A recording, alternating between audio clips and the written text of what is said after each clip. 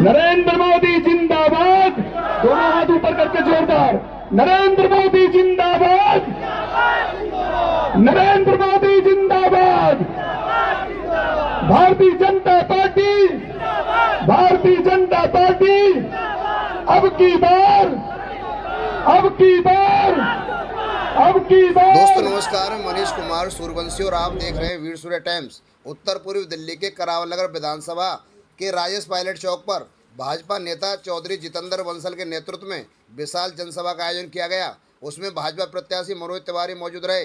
विशाल जनसभा में समाज के प्रमुख लोगों ने मनोज तिवारी जी को माला पहनाकर खुलकर समर्थन दिया और कहा, करावल नगर विधानसभा का एक एक वोट नरेंद्र मोदी जी को तीसरी बार प्रधानमंत्री बनाने के लिए डाला जाएगा। वहीं कार्यक्रम के आयोजक चौधरी जितेंद्र बंसल ने कहा, समाज ने ठान लिया है नरेंद्र मोदी जी को तीसरी बार प्रधानमंत्री बनाना है।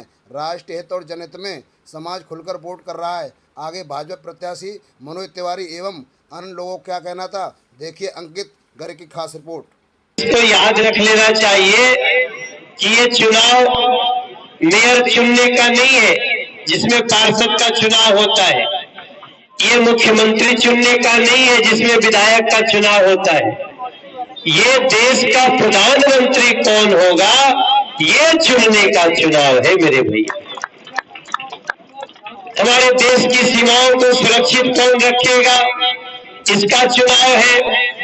अगर कभी कोरोना जैसी महामारी हो गई तो उसमें लोगों को फ्री वैक्सीन देकर के कौन जान बचाएगा इसका चुनाव है। कौन देश के गरीबों के घर में फ्री में गैस कनेक्शन पहुंचाएगा, कौन गरीबों का फ्री इलाज कराएगा, कौन बिना पैसा होते हुए भी बिना पैसा के भी बैंक में अकाउंट खुलवाएगा, कौन है जो 500 साल से टेंट में पड़े थे राम जी का मंदिर बनवा देगा मेरे भाई बहन। ये उसका चुनाव है। और अभी तो लोग कह रहे हैं कि इस देश में गजब हो रहा है, गरीब के घर में फ्री राशन भी पहुंच रहा है और भारत चांद पे भी पहुंच रहा है। कि जिसने भारत का गर्व बढ़ाया को लाना है, जिसने घर घर में गैस भिजाया मोदी को लाना है, चांद पे भारत को पहुंचाया उस मोदी को लाना है, जिसने घर घर टॉयलेट बनवाया उस मोदी को लाना है। माइक में मत बोलिए, थोड़ा सा एक सवाल ज्यादा हो जाए। दोनों हाथों पर, जिसने भारत का गर्व बढ़ाया उस मोदी को लाना है, चांद पे भारत को पहुंचाया उस मोदी को लाना है, धारा 370 हटाया उस मोदी को लाना है, जिसने राम मंदिर बनवाया उस मोदी को लाना है, जिसने सेना को राफेल दिलाया उस मोदी को लाना है, दुश्मन के घर घुसकर मारा उस मोदी को लाना है। अभी मनोज तिवारी को एक बार फिर से जिता दीजिए और हमें जिताकर नरेंद्र मोदी को देश का प्रधानमंत्री बना दीजिएगा। यहाँ बहुत सारे ऐसे लोग होंगे जो राशन कार्ड बनवाना चाहते हैं, राशन कार्ड नहीं है। कितने लोगों के पास राशन कार्ड नहीं है, थोड़ा ये देखो, ये जानकारी देखिए नंदकिशोर जी। हमारे मोदी जी अनाज देने के लिए 5 साल तक, अगले 5 साल अब जो आपका राशन कार्ड नहीं बना रहा है वो और किसी लायक हो सकता है। दिल्ली में 15 साल कांग्रेस की सरकार रही और उसको गाली देता हुआ जो व्यक्ति आए वो इतना गाली दिए कि शीला दीक्षित जी गाली सुनते सुनते समय से पहले संसार से चली गई। और आज वही व्यक्ति एक शराब घोटाला करके जेल के अंदर बंद हो गया। शराब घोटाला, जिस पैसे से आपके घर में साफ पानी आ सकता था, जिस पैसे से आपके गली की सड़क गली ठीक हो सकती थी, वो पैसा वो शराब कंपनियों से लेकर के और सारे वादे भुला करके आज वो कांग्रेस से हाथ मिला के बैठ गए। इस चुनाव में इसका विचार करिएगा। लेकिन उन लोगों से पूछिएगा तुम्हारा प्रधानमंत्री का कैंडिडेट कौन है, तो दाहिने बाएं ताकने लगेंगे, क्योंकि वो प्रधानमंत्री बनाने के लिए चुनाव नहीं लड़ रहे हैं, तो खाली नरेंद्र मोदी को किसी तरह हटा दो कि हम जितना ना हो, इसलिए चुनाव लड़ रहे हैं।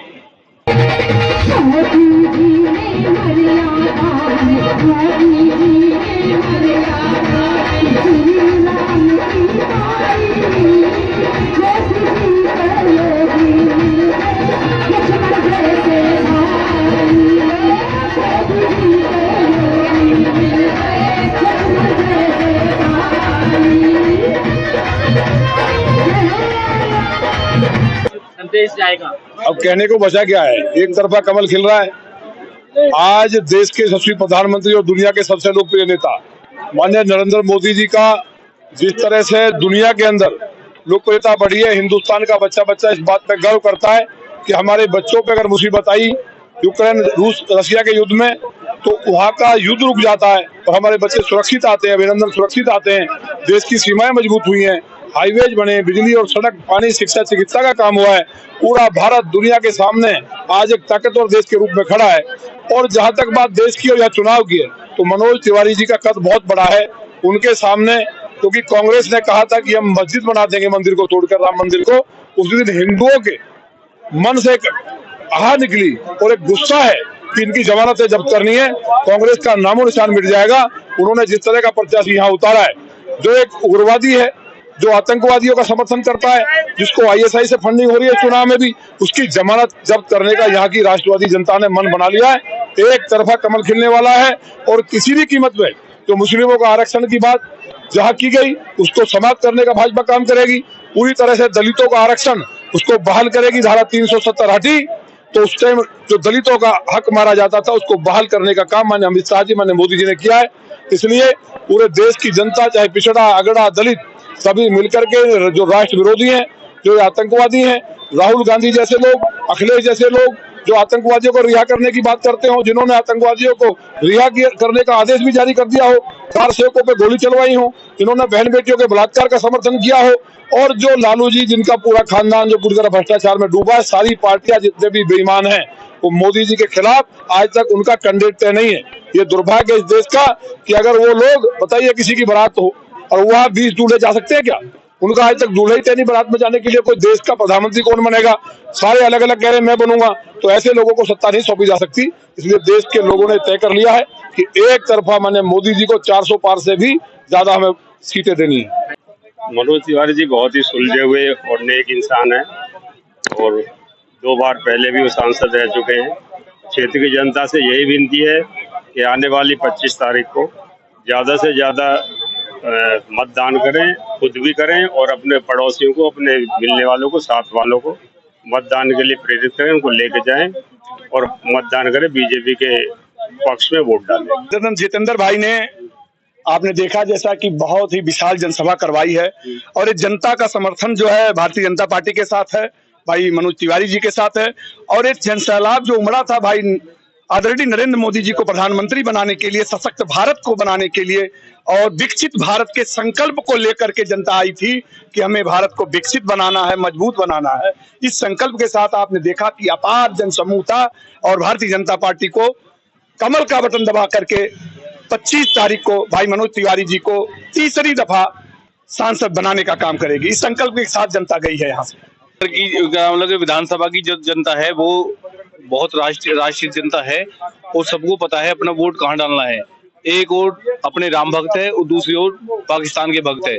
तो सभी से निवेदन है अपनी करावल नगर विधानसभा से कि ज्यादा से ज्यादा वोट प्रतिशत बढ़ाए और मनोज तिवारी को तीसरी बार हमारे वार्ड का पूरा समर्थन मनोज भाई को है और आप देख लीजिएगा कि मनोज भाई हमारे वार्ड से भारी बहुमत से जीत के जाएंगे और जो दूसरे वाला जो खिलाड़ी सामने खड़ा है वो बिल्कुल क्लीन बोल्ड होगा। आप देख लीजिए 25 तारीख को क्या कुछ संदेश रहेगा, क्या कुछ जनता से कहेंगे? मैं यही अपील करना चाहता हूं कि राष्ट्रहित और जनहित के लिए वोट करें और उसके लिए हमारा सबसे पहला उम्मीदवार नरेंद्र मोदी जी हैं और हमारे उनके जो भेजे हुए दूत हैं हमारे यहाँ वो श्री मनोज तिवारी जी हैं। मैं सबसे अपील करना चाहता हूँ मनोज तिवारी भाई को भारी बहुमत से विजय बनाएं। धन्यवाद।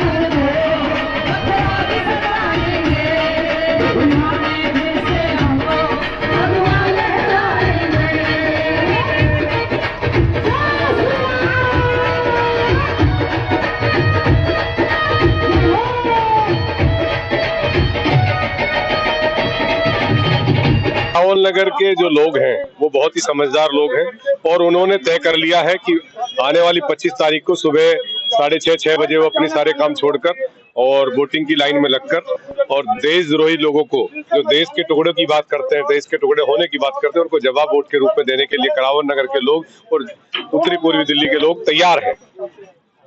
क्या कुछ कहेंगे क्षेत्र की जनता से? क्षेत्र की जनता से हम सिर्फ इतना कहेंगे और खासकर अपने उत्तरी पूर्वी दिल्ली के सभी लोगों से जहां तक भी हमारा मैसेज जा रहा है अपील के माध्यम से ये कहेंगे कि अब आपको जवाब देना है वोट के रूप में। आपको दो तरफ देखना है, एक तो है राम भक्त शिव भक्त, दूसरी तरफ है देश के टुकड़े करने वाले गैंग। अब हमको किधर जाना है? राम भक्त और शिव भक्त की तरफ जाना है। तिवारी जी बहुत सज्जन और आपके परिवार के सदस्य हैं और दूसरी तरफ जो बिहार से भगा दिए गए हैं और बिहार से भगकर दिल्ली आ गए हैं, अब दिल्ली से भगाकर हम उनको वहीं भेज देंगे जहां उनका ठिकाना है। उन्हें पाकिस्तान की तरफ भेजना हमारा काम रहेगा।